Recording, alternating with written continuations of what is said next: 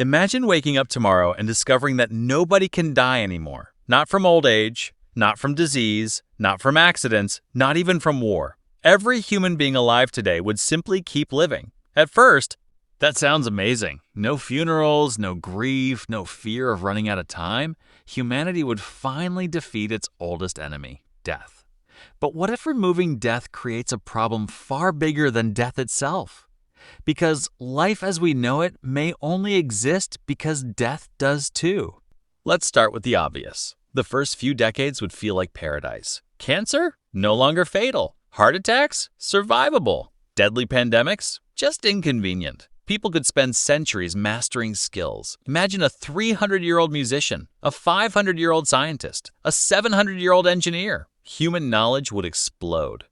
Instead of losing brilliant minds every generation, we would keep accumulating them. Einstein could still be doing physics. Da Vinci might be designing spacecraft. Human civilization could advance faster than ever before, at least for a while. Because another problem would quietly begin growing, and it would never stop: population. Right now, roughly 140 million babies are born every year. Normally, death balances many of those births, but now, nobody leaves. Every year adds another 140 million people, again and again and again. Imagine every city becoming more crowded every single year. Skyscrapers stretching higher, apartments shrinking, forests disappearing, farmland expanding, roads packed, water supplies strained, food demand skyrocketing. Eventually, Earth would start feeling less like a planet and more like an enormous traffic jam. But overcrowding isn't the worst problem. The real danger is something much harder to see: a society where nobody makes room for the next generation. Think about who runs the world today. Politicians, CEOs, professors, judges, scientists. Most eventually retire or die.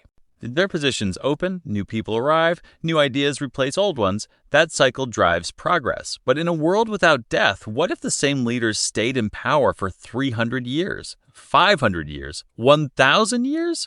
Would they willingly step aside? Maybe, but many wouldn't. Entire governments could become permanently locked. Corporations could remain controlled by the same families forever. The richest people would never pass down their wealth. The most powerful people would never lose influence. For younger generations, opportunities could slowly disappear.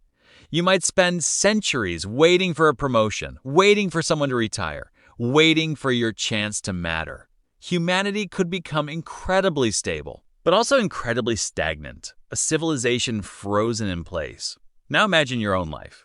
Today, every choice feels important because time is limited. You learn skills because you won't live forever. You take risks because opportunities vanish. You tell people you love them because one day they won't be here. But if you had endless time, would you still do any of that? Why learn piano today if you have another 5,000 years? Why start a business this year? Why travel now? Why do anything now? Without deadlines, motivation begins to fade. Things become valuable partly because they're limited. If time becomes infinite, urgency may disappear, and with it, meaning itself. Because surprisingly, death doesn't just end life, it gives life shape. Now let's imagine humanity somehow solves overcrowding. We colonize Mars, then Jupiter's moons, then distant star systems. Surely immortality works now, right? Not quite, because the universe has its own expiration date. Stars burn out, galaxies drift apart.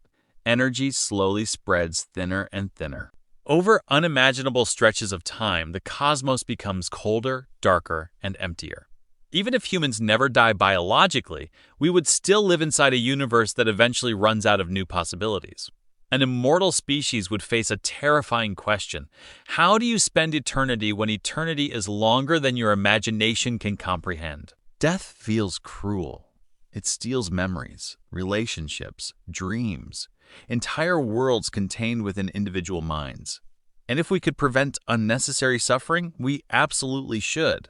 But death may serve another purpose. It creates space for new people, new ideas, new generations, new possibilities. Life is not a single endless story. It's a relay race. Each generation carries the torch for a while, then passes it forward. And maybe that's why life feels precious, not despite the fact that it ends, but because it does. So if humans never died, we might gain eternity. We could lose the very thing that makes life worth living. And that's a trade-off far stranger than it first appears.